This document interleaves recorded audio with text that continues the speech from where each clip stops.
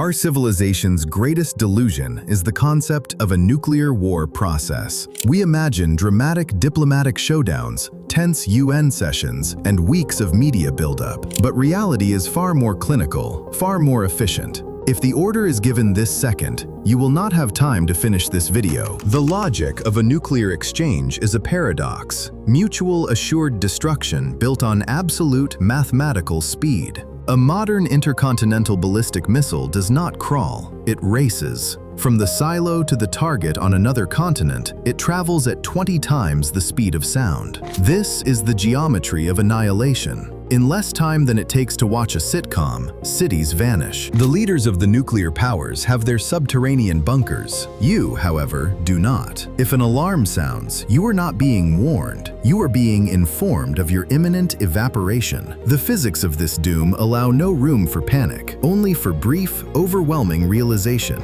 But the speed of the missile is only matched by the fragility of the systems controlling it. History isn't just a record of conflict. It is a catalog of terrifying near-miss accidents. We tend to remember the Cuban Missile Crisis, but we forget the countless technical malfunctions that brought us to the edge. We forget the day a solar flare fooled Soviet satellites into seeing an incoming American first strike, and the single technician, Stanislav Petrov, whose sheer intuition overruled computerized certainty. Today, the systems are smarter, the algorithms more complex, but the margins for error are still zero. Every automated alert is a coin flip for the continuation of species. We aren't just living with weapons. We are living on a trigger that is balanced perfectly between high-level politics and a faulty capacitor. We have spent 70 years building an elegant, irreversible kill switch. We may survive the next hour, but we are always exactly 30 minutes away from a world we can no longer imagine. Now that we understand how quickly everything ends, let's ask the only important question. Who decides? Who are the gods of this impending apocalypse? We are comforted by the image of great institutions, deep state advisors, and checks and balances. We tell ourselves that no single person is mad enough to destroy the world. We are wrong. This is the central flaw of our deterrence. It places existential power not in the hands of abstract, logical nations, but in the brains of unpredictable, fallible primates. We are terrified of a terrorist group getting one dirty bomb, but we are surprisingly calm about the fact that 9 people on this planet have the undisputed legal authority to launch a civilization-ending salvo within minutes, often without any requirement for legislative approval. This isn't strategic planning. It's monarchy masquerading as defense policy. We are entrusting the future of Earth to the personal stress levels, the psychological stability, and the ego of 9 men. If a leader has a moment of profound personal crisis, or a sudden messianic delusion, or even just an acute lack of sleep, the protocols don't stop them. The protocols are designed to accelerate their command. These leaders are not selected for their philosophical restraint or their deep commitment to the survival of humanity.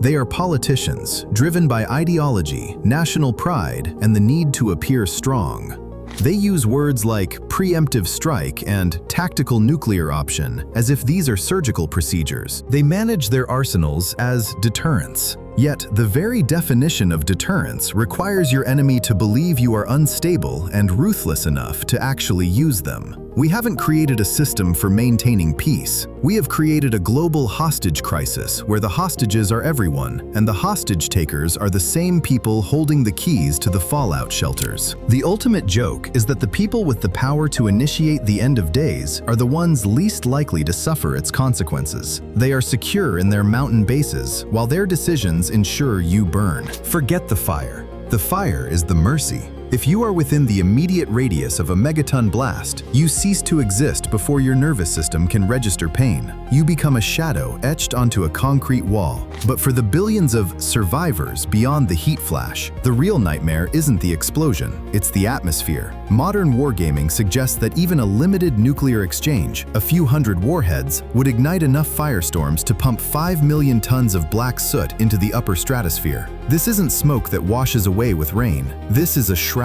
Within weeks, the sun becomes a memory. We enter the era of the nuclear winter. Temperatures drop globally by 20 degrees Celsius. In the heart of summer, the wheat belts of Kansas and the rice fields of China freeze solid.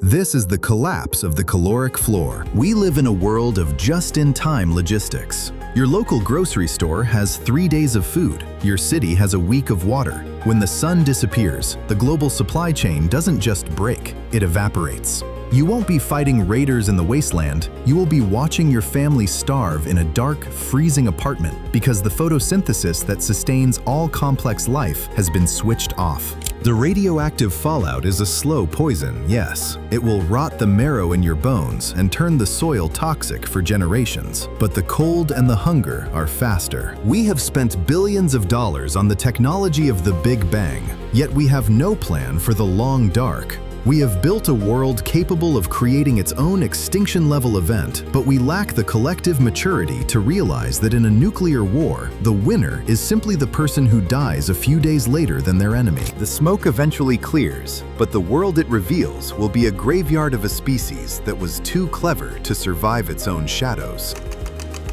We like to call ourselves explorers. We look at Mars and see a frontier. We look at the moons of Jupiter and see a destiny. We spent trillions on the metallurgy of escape, dreaming of a multi-planetary future where humanity is unkillable. But there is a bitter, cosmic joke hidden in our ambition.